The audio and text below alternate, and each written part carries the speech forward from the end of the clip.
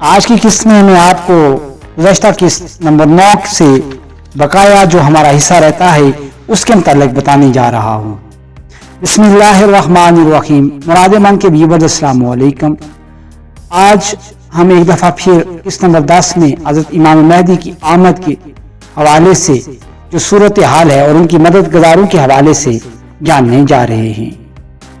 Dear viewers, آپ سے request ہے کہ اگر آپ چینل پر نئے ہیں تو اس کو سبسکرائب کر لیں اور ویڈیو کو لائک کر دیں اور بیل آئیکن کو آل پہ لگا دیں۔ یاد رہے کہ یہ سلسلہ اس کے بعد دجال اور مزید حضرت عیسیٰ کی آمد کے حوالے سے جاری رہے گا۔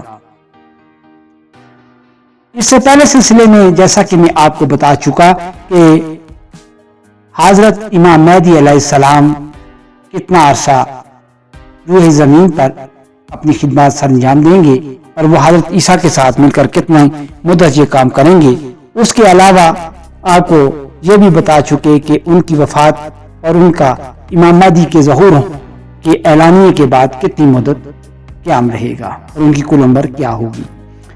جب ہم نے پچھلی قسط کی تمام چیزیں دیکھ لی کہ یہودی کس طرح مسلمانوں کی مدد کریں گے، تو آج ہم اس گروہ کا ذکر ڈال لیں اور مختصراً سی اس ویڈیو میں آپ کو یہ ساری معلومات ہم پہنچا دیتے ہیں کہ وہ لوگ کیوں کر کے آپ حضرت امام مہدی کے ہم نوا ہوں گے۔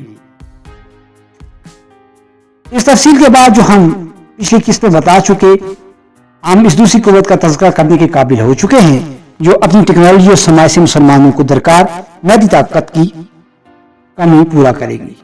یقیناً مادی طاقت کے اعتبار سے اس وقت کون دنیا میں زیادہ عروج پر ہوگا؟ یہودیوں کے بعد آپ کو اس بات کا احساس موجودہ حالات دیکھ کر ہو ہی رہا ہوگا، یعنی وہ خوش نصیب کون ہوں گے؟ عیسائی حضرات، جو موجودہ دور میں انتہائی رحم دلی کا اور انسانیت کی خدمت کا مظاہرہ کر رہے ہیں، اور وہ بھی اخلاص کے ساتھ۔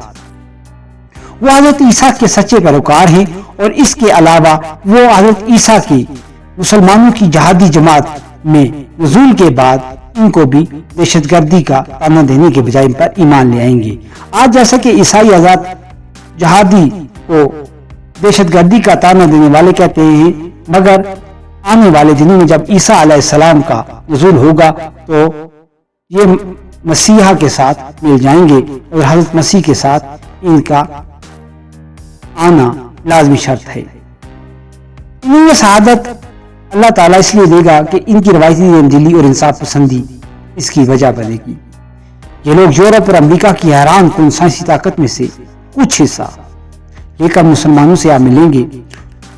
جیسا کہ پچھلے قسم میں میں نے اسی حد تک کا لفظ استعمال کیا اور عیسائی حضرات کے ذکر میں کچھ حصہ استعمال کیا ہے، یہ اس وجہ سے ہے کہ مسلمانوں کی کامیابی کی اصل ٹیکنالوجی باطن میں بغض و حسد کے خاتمے اور ظاہر میں تقوی جہاد کے اپنانے میں ہے، ٹیکنالوجی میں نہیں ہے۔